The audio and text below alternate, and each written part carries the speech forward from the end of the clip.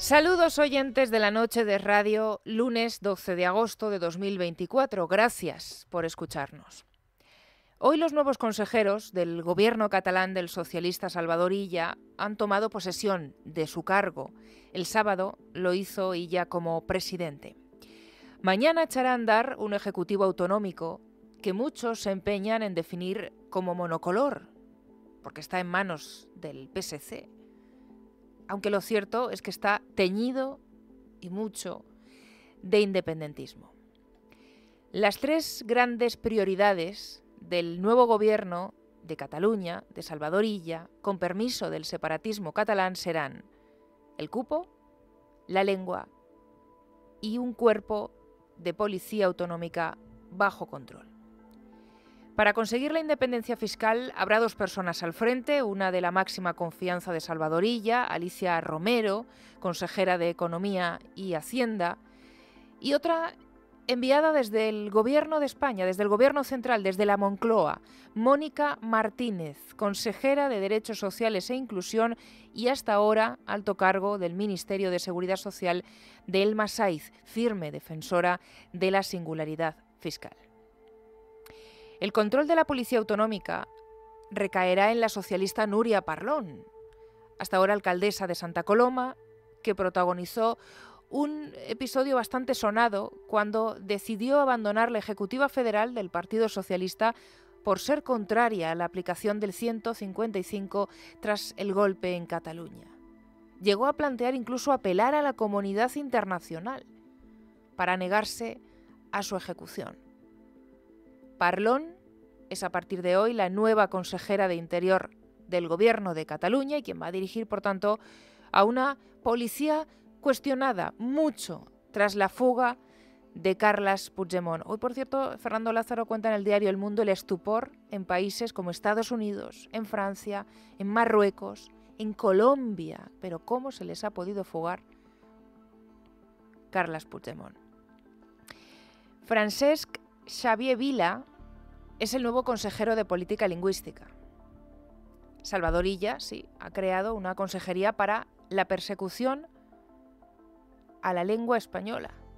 Ni Esquerra se atrevió a esto. De la que van a depender los inspectores, que pasearán por las aulas. El nuevo consejero viene del anterior gobierno de Esquerra.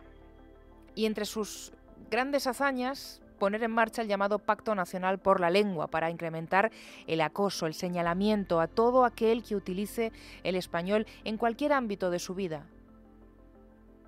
Y apostar por seguir desobedeciendo, claro, las sentencias también del Tribunal Superior de Justicia, ratificadas por el Supremo. Hoy mismo, en una entrevista en Catalunya Radio, este consejero, Francesc Xavier Vila, ha confesado que si ha aceptado la propuesta de Salvador Illa, es porque sus intenciones son las mismas que las de Pere Aragonés respecto a la lengua, que es el mismo proyecto, ha venido a decir. Y que él, por supuesto, es independentista. Miquel Samper, nuevo consejero de Empresa y Trabajo de Salvador Illa, a quien el socialista confía la estrategia de detener la sangría de fuga de empresas de Cataluña. Proviene de la vieja Convergencia, luego se pasa a Junts, fue consejero de Interior de Quim Torra, para quien lo haya olvidado, y luego rompió el carnet del partido cuando los de Puigdemont tumban la primera votación de la ley de amnistía en el Congreso. Tiene más currículum. También ha ejercido como abogado del fugado Lluís Puig. Sonia Hernández, cargo de Esquerra, será nueva consejera, en su caso de Cultura, de Salvador Illa. Ya formaba parte de esta consejería en el anterior ejecutivo de Aragonés, como directora general de Patrimonio Cultural responsable, entre otros, de borrar, se lo contamos en este programa además recientemente, de las paredes de la sede del gobierno catalán cualquier resto de la historia de España. Ramón Espadaler es una figura que proviene de la extinta Unión Democrática, fue consejero con Pujol, con Artur Mas y desde los últimos 7 años líder de una marca que se ha presentado en coalición con el PSC, Unidos por Avanzar. Espadaler será el encargado de la Consejería de Justicia en plena aplicación de la ley de amnistía.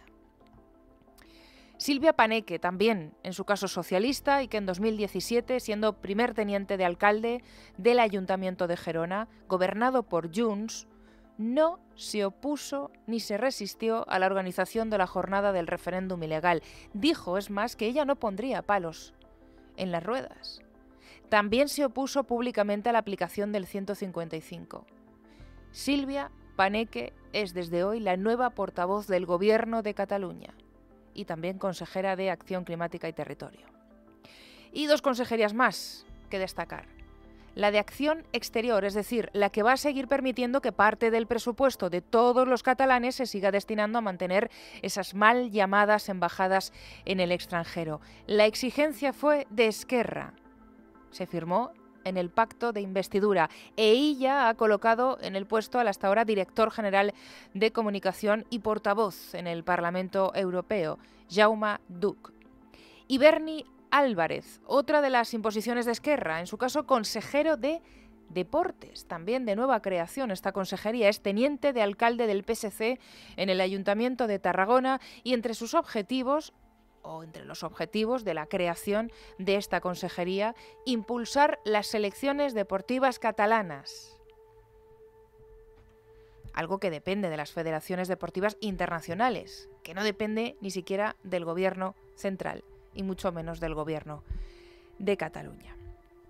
Borja Medina, muy buenas tardes. Muy buenas tardes. Queríamos repasarles a ustedes, pues las principales consejerías. Hoy, como decimos, se ha tomado posesión del nuevo Gobierno de Cataluña, los nombres y las consejerías más polémicas que, a nuestro entender, pues mejor reflejan lo que está por llegar en Cataluña. Ya han visto ustedes la prioridad, la lengua, el cupo, el control de la policía autonómica, pero seguir destinando dinero a las mal llamadas embajadas, seguir colocando a miembros de Esquerra Republicana dentro de consejerías importantísimas también en clave económica. Pero lo cierto es que no sería un ejercicio completo, quién es quién, dentro del nuevo gobierno catalán, si no hacemos también, Borja, un repaso por la trayectoria política de quien va a estar al frente de todos ellos, del nuevo presidente de Cataluña, de Salvador Illa.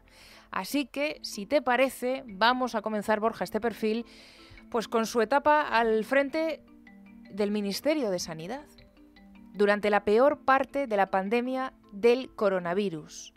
Ahí empezamos a conocer a Salvador Illa como gestor. Su fichaje en el gobierno respondía a la habitual cuota de ministros del PSC. Bueno, la de Sanidad era una cartera tradicionalmente sin complicaciones y nadie podía prever lo que estaba por llegar. Y ya desde el principio, sus decisiones estuvieron envueltas en polémica. La primera, desoír las recomendaciones en fase inicial de la Organización Mundial de la Salud. Ya el 30 de enero del año 2020, la Organización Mundial de la Salud emitió una alerta de emergencia internacional ante la expansión de un nuevo coronavirus, el COVID-19. El Ministerio de Sanidad, el responsable de responder a esta alerta, hizo caso omiso. También desatendió las recomendaciones realizadas por la propia OMS, en la que instaba a los países a comprar el equipamiento necesario para hacer frente a la pandemia.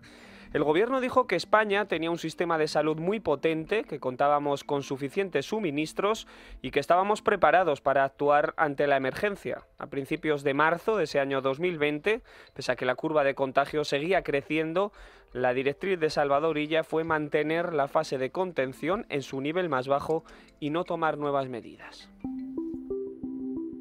No hay que caer en alarmismos, estamos en condiciones, si hacemos lo que tenemos que hacer de contener la expansión de virus en España, según nos dicen los expertos. Si hay que tomar medidas diferentes, las vamos a tomar y las vamos a comunicar a la población.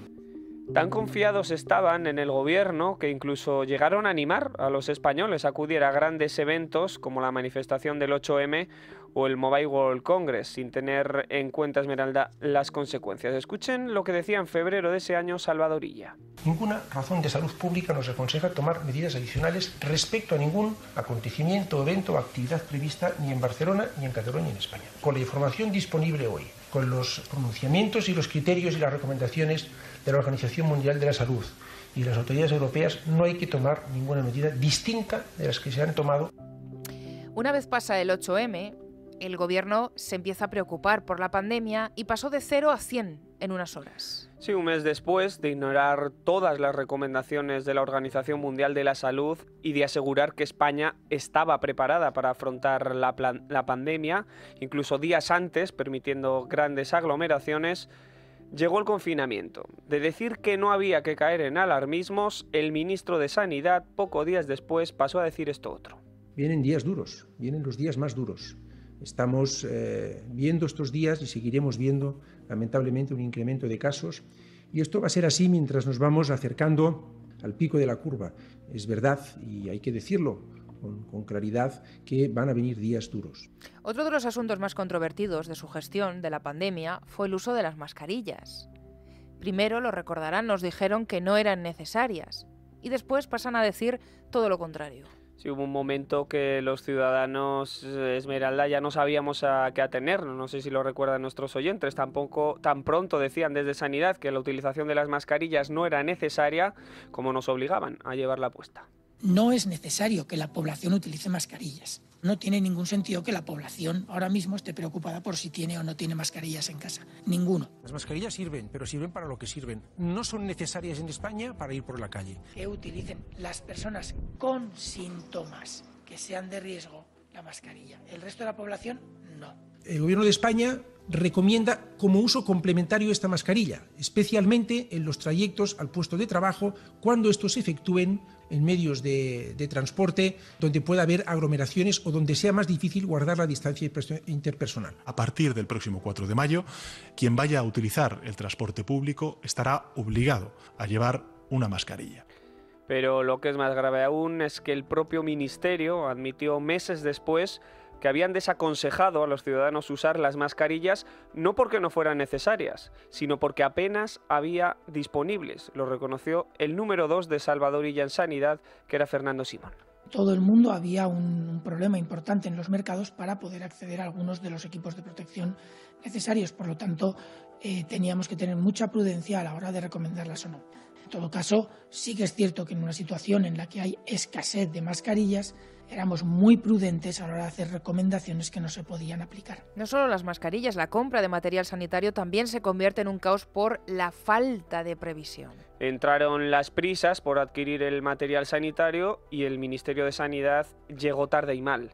Un ejemplo de ello es la compra de 600.000 test. El gobierno lo anunció como un éxito, pero resulta que saltó la noticia de que miles de ellos eran fallidos y que apenas daban una fiabilidad del 30%. El gobierno, lejos de aclarar lo sucedido y de hacer autocrítica, descargó toda la responsabilidad en las empresas que se encargaron de adquirir el producto. Por cierto, que Salvadorilla nunca quiso dar el nombre del distribuidor español que había traído esos test fallidos. ¿Por qué el gobierno se niega todavía a facilitar el nombre del distribuidor español al que se compraron los test defectuosos en China? No ha habido ocultación de ninguna cuestión, pero tampoco va a haber, en un momento en que necesitamos que los proveedores y todo el mundo nos ayude a adquirir productos, tampoco va a haber ningún, porque además no se corresponde con la realidad del producto. Simplemente al comprobarlo y verificarlo entendimos que no reunía las condiciones para ser usado aquí.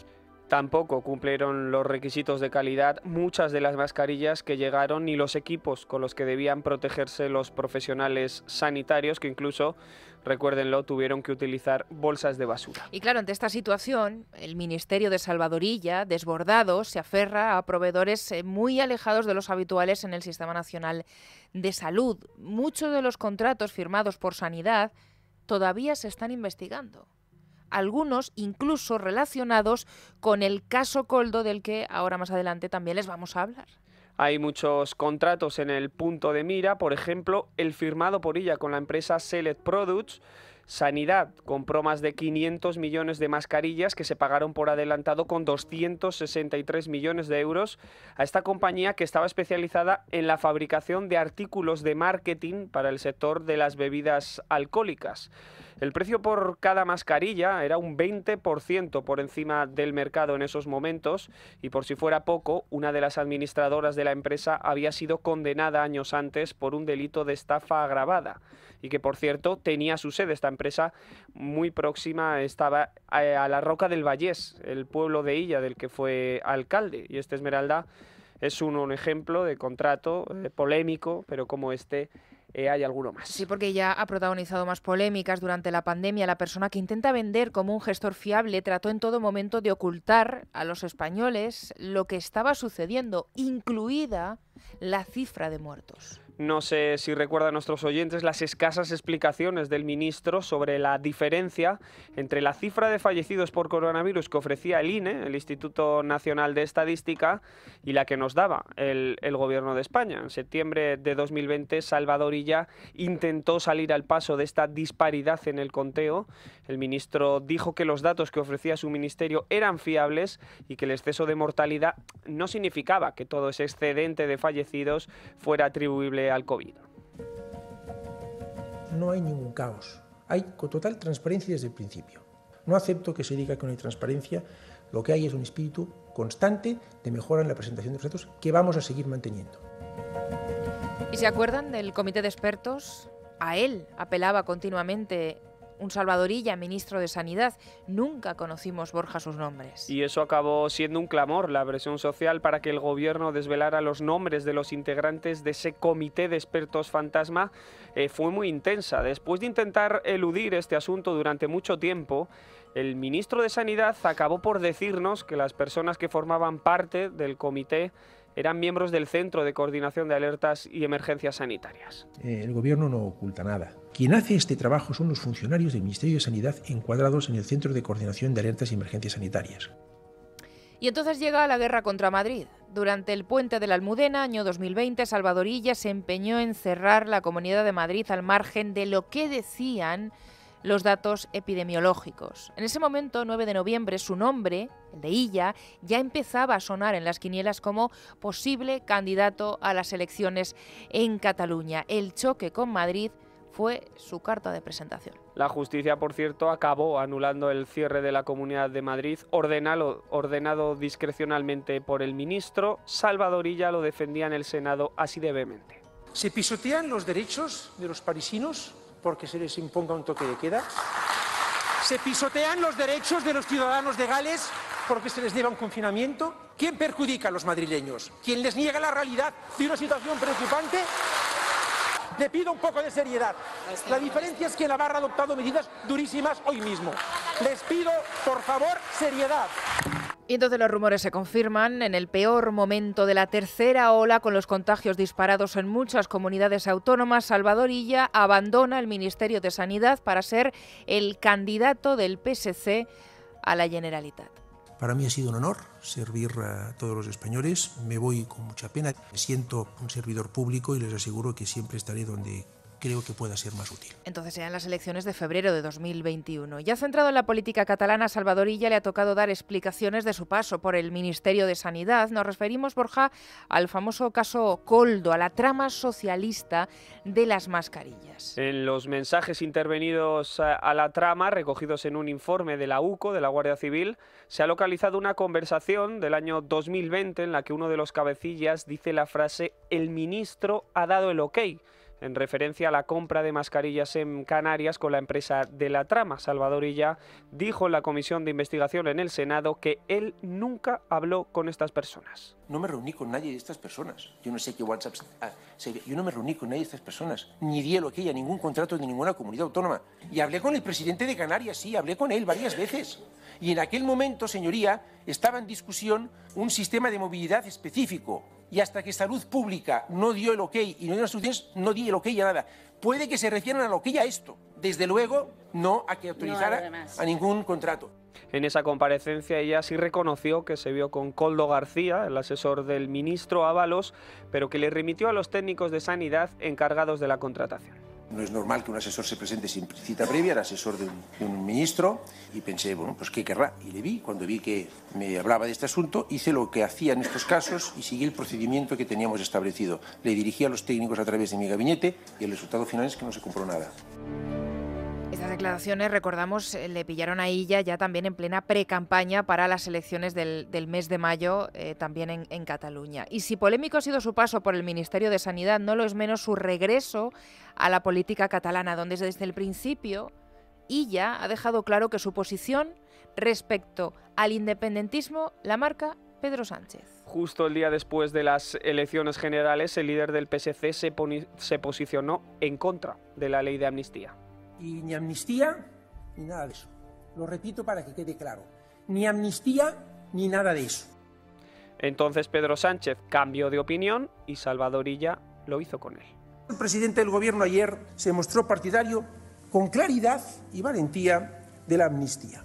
Y yo os quiero decir que apoyo sin fisuras, sin reservas, de forma explícita y clara este planteamiento. Y el tema lingüístico, importantísimo, también ha estado del lado de los independentistas. Salvador Illa, de hecho, los socialistas catalanes pactaron una ley con Esquerra y con Junts para desobedecer la sentencia del castellano. El PSC firmó con los separatistas un texto que no recoge el 25% de español en las aulas, ordenado por el Tribunal Superior de Justicia de Cataluña. Dejaban en manos de cada centro el fijar los criterios lingüísticos, siempre indicando que el catalán es la lengua utilizada como vehicular y de aprendizaje. No es la única materia en la que el PSC de Salvador Illa se ha puesto de acuerdo con los independentistas. Por ejemplo, los socialistas catalanes, junto a Esquerra, Junts, la CUP y los comunes, rechazaron también el minuto de silencio en el Parlamento de Cataluña por los guardias civiles asesinados en Barbate. Y para que vean que las piezas van encajando, y gracias a esta hemeroteca que se ha trabajado hoy nuestro compañero Borja Medina, sobre la lengua y sobre la prioridad que significa para los socialistas catalanes avanzar en la expulsión del español en toda Cataluña, y no solamente en el ámbito escolar.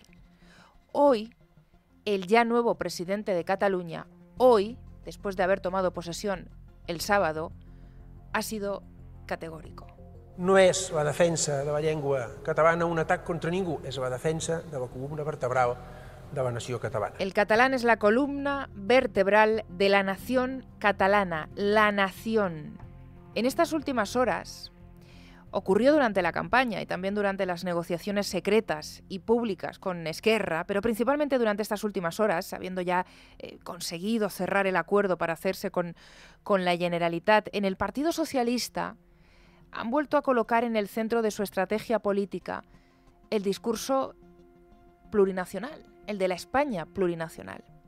El sábado, la vicepresidenta y ministra de Hacienda, 17 días llevaba desaparecida, María Jesús Montero, también decide recurrir al traje del federalismo para colocar un cupo que hace 3 semanas era inconstitucional para el gobierno. Persigue la igualdad en la prestación de los servicios públicos en el conjunto del territorio español. Así que bienvenido el acuerdo y evidentemente avanzar en esa federalización. ¿Se acuerdan del discurso del cierre de curso, del balance de final de curso de Pedro Sánchez? Fue ya Pedro Sánchez quien recupera la federalización, de la que tanto hemos hablado, por cierto, aquí en este programa, en las tertulias, con la que incluso al día siguiente ya se editorializa. En la portada del diario El País se hablaba del 2013.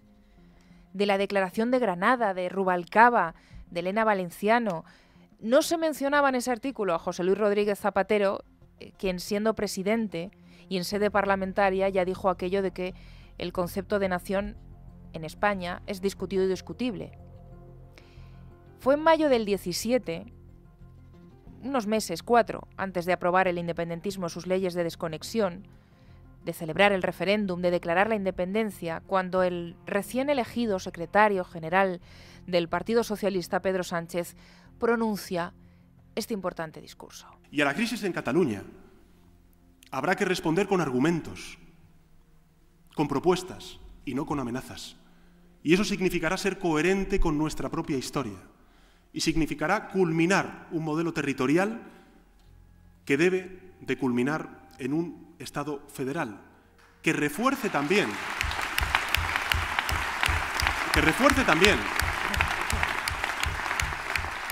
la capacidad de autogobierno de comunidades históricas como la catalana y que desde luego también recupere o afine, mejor dicho, y fortalezca el carácter plurinacional del Estado español en la Constitución.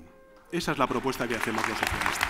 Culminar el modelo federal, afinar el carácter plurinacional era la propuesta que un mes después Sánchez, ya como secretario general del partido, presentó en aquel 39º Congreso del Partido Socialista en un año tan importante como el 2017.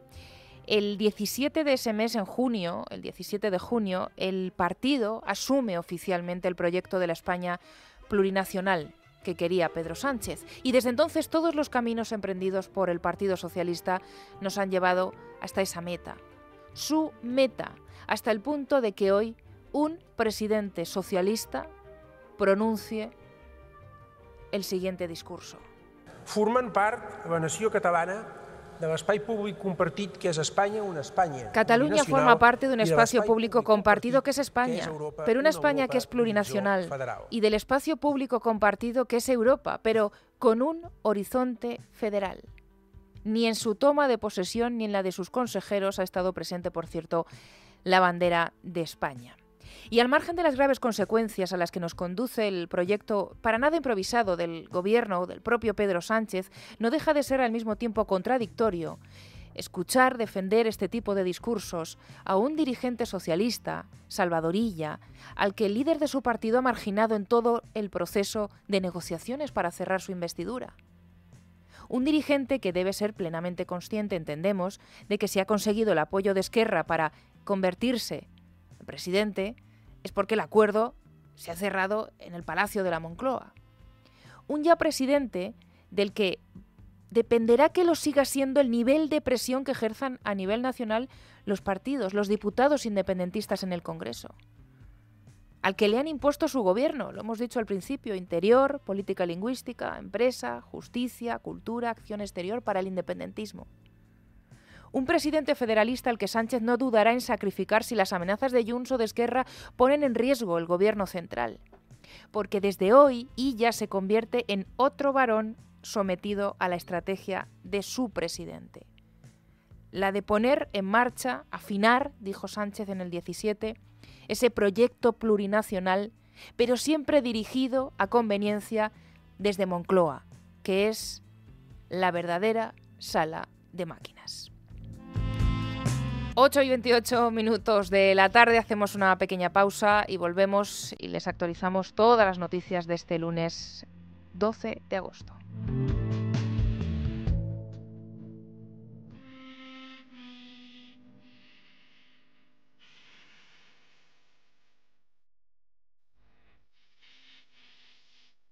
La noche de Dieter es radio, con Esmeralda Ruiz.